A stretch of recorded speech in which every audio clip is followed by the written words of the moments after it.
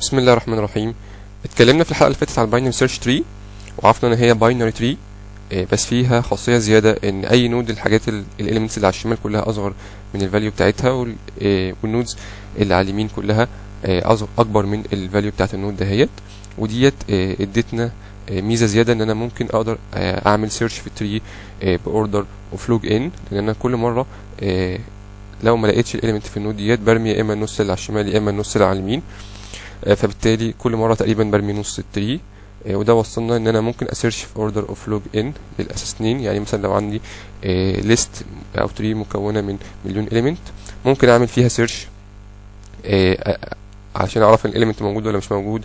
بعد 20 مقارنه بس اقدر ارجع بالريزلت. النهارده في الحلقه ديت هنشوف ازاي ممكن ابيلد باينري سيرش تري، ازاي ممكن انسرت اليمنت جديد في التري، وازاي ممكن اعمل ديليت من التري دهيت. فخلينا ناخد اكزامبل. مثلا لو انا عايز انسرت 11 في الليست بتاعتي، هعمل ايه؟ طيب انا عايز اعرف ال11 مكانها المفروض تتحط فين. همسك اول نود اللي واقف عليها اللي هي الروت، هشوف الفاليو اللي فيها كام، 15، وانا عايز احط 11. يبقى اكيد ال11 هتبقى فين؟ يمين ولا شمال ال15؟ اكيد شمال ال15، لان ال11 اصغر من ال15. خلاص همشي خطوه شمال واقف على 10. طيب ال11 ايه علاقتها بال10؟ ال11 اكبر من ال10، يبقى اكيد لازم تتحط يمين ال10 مش شمالها، فبرضو همشي خطوه يمين. ال11 ايه علاقتها بال12؟ 11 اصغر من ال12، يبقى ال11 المفروض تتحط شمال ال12، المفروض امشي خطوه شمال. جيت امشي شمال ما لقيتش حاجه، خلاص يبقى انا وصلت كده لليف. الليف دي اللي هي اخر حاجه في التري. يبقى اعمل ايه؟ يبقى ساعتها، او مش لازم ليف، يعني المهم ان انا مفيش حاجه عندي شمال هنا.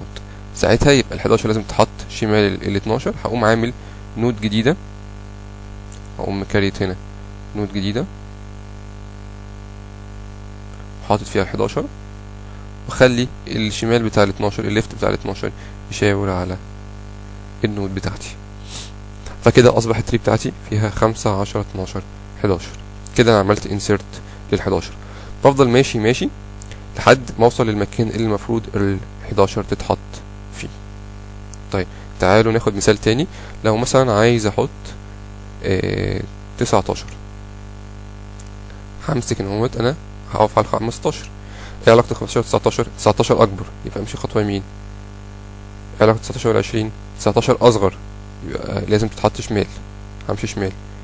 19 اكبر من 17، يبقى لازم تتحط يمين، يبقى هاجي يمين 17 وهعمل نود جديدة واحط فيها 19. تمام، جميل قوي. طيب نفترض مثلا ان انا عايز احط 15 موجودة. افترض ان انا عايز احط 16، هقف هنا برضو. 16 اكبر من 15 يمين، 16 اصغر من 20 شمال، 16 اصغر من 17، و17 خلاص ما عندهاش حد شمال، يبقى هاجي احط 16 هنا اهو. كده انا بعمل انسرت. فعمليه الانسرشن ببساطه ان انا بفضل اقارن الفاليو اللي انا عايز احطها بالفاليوز الموجوده في التري، وافضل امشي يمين وشمال لحد ما اوصل للمكان اللي انا عايز احط فيه الاليمنت بتاعتي. طيب الاوردر بتاع الانسرشن اوردر اوف كام؟ واضح برضو ان انا كل مره بقرر انا هحط في النص اليمين ولا هحط في النص الشمال، فبرمي نص الليست بتاعتي. يعني مثلا عشان احط 19 مشيت 3 خطوات، 15 20 17 رحت حاطط 19 على طول. فما كل مره برمي ايه؟ يعني مثلا هنا رميت النص الشمال خلاص، لان 19 اكبر من 20 فاكيد هي مش في الشمال، رحت داخل على 20. 19 اصغر من 20، رحت رامي النص اليمين، رحت داخل على طول على الجزء الشمال، وهكذا. فبرضو زيها زي السيرش، الاوردر بتاع الانسيرشن اوردر اوف لوج ان الاساس 2. جميل جدا.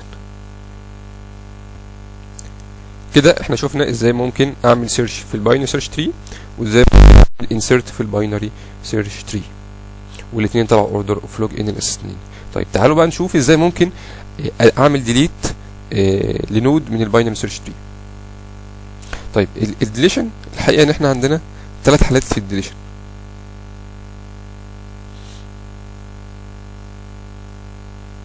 في الديليشن عندنا 3 حالات. اول حاله ان انا اعمل ديليت لإيليمنت ما عندوش تشيلدرن خالص.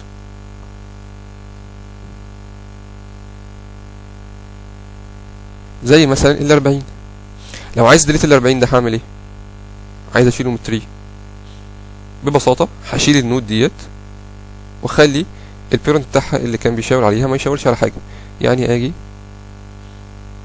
اخلي البيرنت ده ما يشاورش على حاجه وامسح ال40 دي نفسها. خلاص.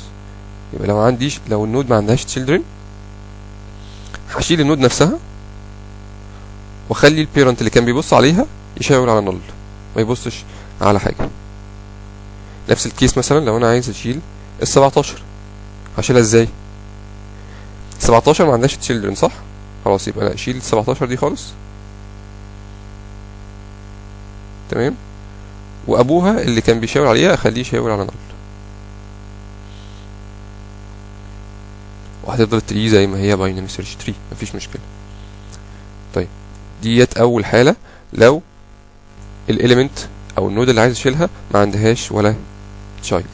طيب الحاله الثانيه ان هي يبقى عندها one child سواء شمال او يمين. زي مثلا مين؟ زي ال30 عندها child واحد اللي هو 40. افرض انت عايز تشيل ال30، عايز اريموف ال30، اعمل ايه؟ انا عايز اشيل ال30 يبقى خلاص ممكن اديليت ال30 دي اشيلها خالص متبقاش موجوده النود ديت. بس لو شلتها، تعال نشيلها الاول كده. انا شلت ال30. طيب المشكله بقى ابوها كان بيشاور عليها. ابوها دلوقتي هيشاور على فين؟ ال40 دي كده راحت كده وقعت من التري. يبقى امسك البيرنت، كان البيرنت الرايت بتاع البيرنت اللي هو كان بيشاور عليها اخليه يشاور على التشايلد بتاع النود اللي انا شلتها. تبقى ال20 نازله بتبص على طول على مين؟ على ال40. تاني عملت ايه؟ لو كانت النود عندها تشايلد واحد زي ال30، انا عايز اريموف او عايز اديليت ال30، اعمل ايه؟ خلاص اشيل ال30 واخلي ال20 تبص على التشايلد اللي موجود عند ال30 ده. يبقى ال20 تشاور على ال40. يبقى هشيل ال30 وبعد ما اشيل ال30 اخلي ال20 تشاور على التشايلد اللي كان موجود عند النود اللي انا شلتها. يبقى ال20 هتشاور على ال40. ديت حالة لما انا اكون عايز اشيل نود والنود ديت عندها تشايلد واحد بس. النود اللي انا عايز اشيلها دي اللي هي مثلا 30 عندها تشايلد واحد بس، سواء شمال او يمين. يعني لو كانت 30 مثلا عندها التشايلد واحد بس وشمال برضو كنت هشيل. يعني مثلا تعالوا نتخيل ان ما كانش فيه ال40 دي مثلا، وكانت ال30 عندها تشايلد واحد على الشمال اللي هو مثلا ساعتها لازم يكون اصغر من 30 واكبر من 20. مثلا يكون عندها هنا هو على الشمال مثلا 25. اوكي. وجيت قلت لك انا عايز اشيل ال30، هعمل ايه؟ نفس الكلام، هتشيل ال30 عندها تشايلد واحد بس، يبقى هتشيل ال30 وتخلي البيرنت اللي هو كان ال20 ده يشاور على النود ده اهي. يبقى هاخد النود اللي هي ال25 دي واخليها واطلع بيها فوق هنا اهو، تبقى ال20 بتشاور عليها. يبقى خليت البيرنت اللي كان بيشاور على النود اللي انا شلتها يشاور على التشايلد اللي كان عند النود دهيت. تمام. يبقى احنا كده شفنا حالتين. شفنا حالة ان انا اشيل نود ما يكونش عندها تشيلدرن خالص زي ال40 وزي ال17 وزي ال12 و7، مفيش مشكلة خالص، بشيلهم دايركت على طول النود ديت واخلي البيرنت اللي كان بيشاور عليها يبقى يشاور على نل. الحالة التانية ان انا اكون بشيل نود، النود دي عندها تشايلد واحد بس، ساعتها النود ديت والبيرنت برضو اللي كان بيشاور عليها اخليه يشاور على التشايلد دوت. طيب الحالة التالتة ان انا تكون النود بتاعتي مالها بقى. احنا شفنا ان النود ما عندهاش تشيلدرن، او النود عندها تشايلد واحد، او النود يبقى عندها تو تشيلدرن. فمثلا لو انا عايز اديليت ال15، طيب انا دلوقتي بقول عايز اديليت 15 دي عندها كام تشايلد؟ عندها 2 تشيلدرن. لو انا جيت ورحت فعلا شايل ال15 كده اهو، التري بتاعتي ما بقى لهاش روت، في حين ان هي لازم يكون في هنا روت في النص. طيب مين يبقى الروت؟ واضح ان اللي هيبقى الروت هيبقى لازم واحد من الاليمنتس اللي في التري دلوقتي. مين فيهم ينفع يبقى روت؟ طيب هو ايه الديفينيشن بتاع الروت؟ الروت في الباينري سيرش تري هي نود كل اللي على شمالها اصغر منها وكل اللي على يمينها اكبر منها. يعني ممكن نعتبر ان هي الاليمنت اللي في النص، يعني احسن حاجه ان هي تبقى الاليمنت اللي في النص. اللي في النص لو رتبناهم يبقى هو الاليمنت اللي في النص. ليه يبقى الاليمنت في النص؟ علشان يبقى اللي على الشمال قد اللي على اليمين مثلا، يعني تبقى 3. فال15 دي هي كانها الاليمنت اللي في النص ما بين الاليمنتس دي كلها. فانا لو شلت ال15 محتاج اجيب مكانها هنا هوت element يكون في عدد، يعني يكون اعداد فيه كتير، اعداد كتيره اصغر منه اعداد كتيره اكبر منه. يبقى انا محتاج اجيب الاليمنت اللي في النص. مين الاليمنت اللي في النص؟ طيب تعالوا نشوف. لو انا بصيت على الليسته دي كلها كانت اكبر من ال15. لو جبت اصغر واحد فيهم هيبقى هو اقرب واحد لل15. لو جبت اصغر واحد في الليسته ديت هيبقى هو اكبر واحد لل15، صح ولا لا؟ انا دلوقتي شلت ال15 دي، لما شلتها عايز اجيب اقرب رقم كان ليها علشان احطه مكانها. طب مين اقرب رقم ليها؟ يا اما اجيب اصغر واحد في الاكبر منها اللي هو ال17، دول كلهم اكبر من 15 صح ولا لا؟ تمام. مين اصغر واحد فيهم؟ ال17، يبقى ساعتها ممكن اطلع ال17 مكان ال15. او ان انا اجيب اكبر واحد من اللي اصغر منها، دول كلهم اصغر منها، اجيب اكبر واحد فيهم اللي هو مين؟ ال12. يبقى ال12 وال17 هم دول اقرب ناس لل15 اللي ممكن احطهم مكان ال15. يبقى انا قدامي حاجتين، يا اما اجيب اكبر واحد من اللي اصغر منها، او انا اجيب اصغر واحد من اللي اكبر منها. تعالوا نفترض مثلا انا هحط ال17 مكانها. طب الاول انا جبت ال17 ازاي؟ جبت التري اللي على يمينها، يبقى كل دول اكبر منها، او جايب اصغر واحد فيها. ازاي اجيب اصغر واحد؟ ان افضل ماشي شمال شمال شمال شمال شمال، هقوم جايب اصغر واحد اللي هو ال17. بعد ما اجيب ال17 خلاص هقوم حطه مكان ال15. هقوم جاي ماسح ال15 كده، ال15 اتمسحت، واحط مكانها ال17. هقوم شايل ال17، وال17 ما عندهاش تشيلدرن طبعا، اشيل ال17 واشيل الريفرنس اللي كان بيشاور عليها من ابوها، واقوم حاطط ال17 هنا. تحول التري بتاعتي 17 هنا، كل اللي على شمالها هيبقى اصغر منها ال10 وال12 وال7، وكل اللي على يمينها اكبر منها ال20 وال30 وال40. او كان الحل التاني ان انا اسيب ال17 زي ما هي، هشيل 15 برضو، واجيب اكبر واحد في الاصغر منها. دول كده الاصغر منها صح؟ هجيب اكبر واحد فيهم ازاي؟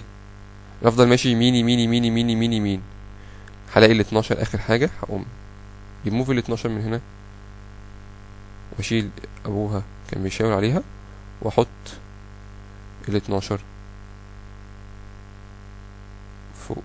فهتحول برضو التري، انا عندي 12 كل اللي على شمالها اصغر منها وكل اللي على يمينها اكبر منها. طيب يبقى تاني احنا عملنا ايه؟ انا لما احب اديليت نود، النود دي عندها اكتر من تشايلد، عندها 2 children، يبقى ساعتها هشيل النود، بس لازم اجيب مكانها حد. اجيب مكانها مين؟ اجيب مكانها اقرب واحد ليها. اجيب مكانها اقرب واحد ليها. مين اقرب واحد ليها؟ يا اما اللي على يمينها دول كلهم اكبر منها، فانا اجيب اصغر واحد فيهم. اجيب اصغر واحد فيهم ازاي؟ يبقى بعد كده انا همشي يمين خطوه، كده رحت للاكبر منها، افضل ماشي شمال شمال شمال شمال شمال، اقوم جايب اصغر واحد فيهم اللي هو هيبقى 17 واحطه مكان ال 15. او ان انا اجيب من على شمالها دول اللي اصغر منها، اجيب اكبر واحد فيهم. يبقى انا همشي يمين يمين يمين يمين يمين لحد ما اوصل لايه؟ لاكبر واحد فيهم واحطه مكان ال 15.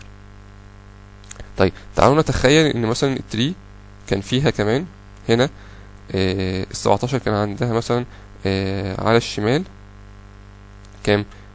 حاجة أصغر من 17، يبقى في مثلا هنا 16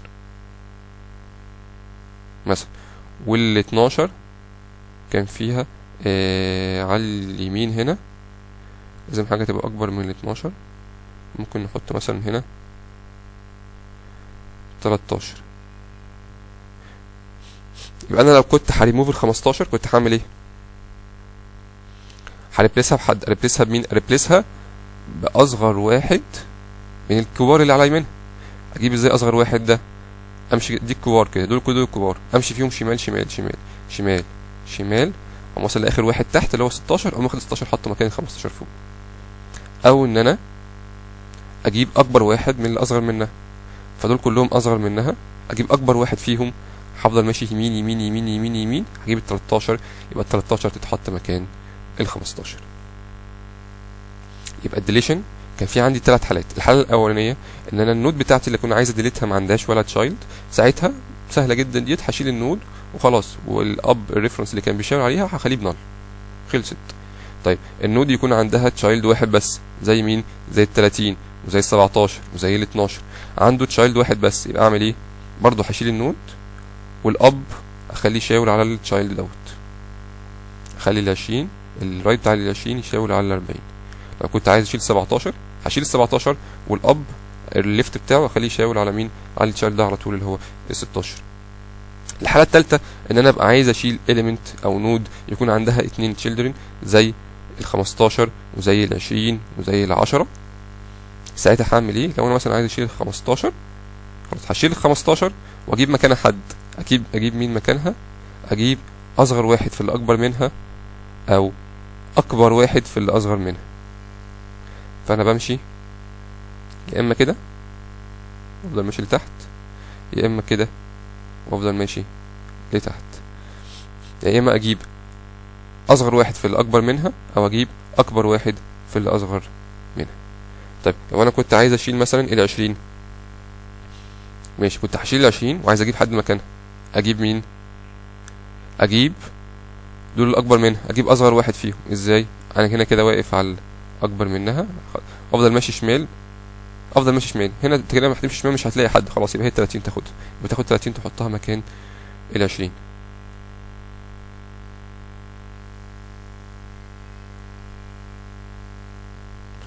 او ان انا امسك اللي اصغر منها اللي هم دولت واجيب اكبر واحد فيهم، دول كده اللي اصغر منها، اجيب اكبر واحد فيهم ازاي؟ افضل امشي يمين، حاجه امشي يمين مش هلاقي حد، يبقى هي ال 17، باخد ال 17 احطها مكان ال 20.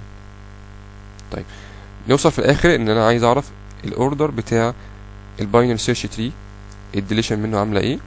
هنلاقي برضو ان الديليشن نفس الكلام، انت بتمشي برضو كل مره بترمي نص التري، فالاوردر بتاع الديليشن هو اوردر اوف لوج ان للاساس 2. يبقى السيرش والانسيرشن والديليشن التلاتة الاوردر بتاعهم لوج ان للاساس 2. وهي دي ميزه الباينري سيرش تري عن الباينري سيرش العادي. فاكرين الباينري سيرش العادي لما خدناه قبل كده؟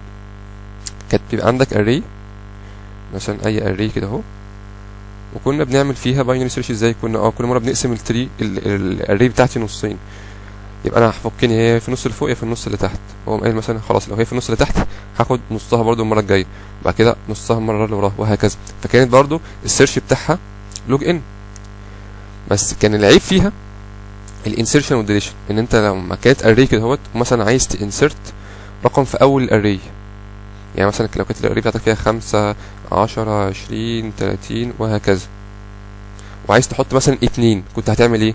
عشان تحط 2 في اول الاري كنت انت محتاج ان انت تزحزح كل الاليمنتس دي لتحت عشان تعرف تحط الاثنين في اولها، يعني دي اري، الاري لازم تكون الاليمنتس كلها ورا بعضها، فعشان تزحزح كل دول تنزلهم لتحت، ده كان هيبقى اوردر اوف ايه؟ كان هيبقى اوردر اوف ان. فالانسيرشن في الاري العاديه كان بيبقى اوردر اوف ان، والديليشن نفس الكلام. انت لو كنت عايز تديليت 5 كنت هتعمل ايه؟ كنت عشان تديليت ال5 دي محتاج تزحزح كل الاليمنتس دول تطلعهم فوق في اول الاري.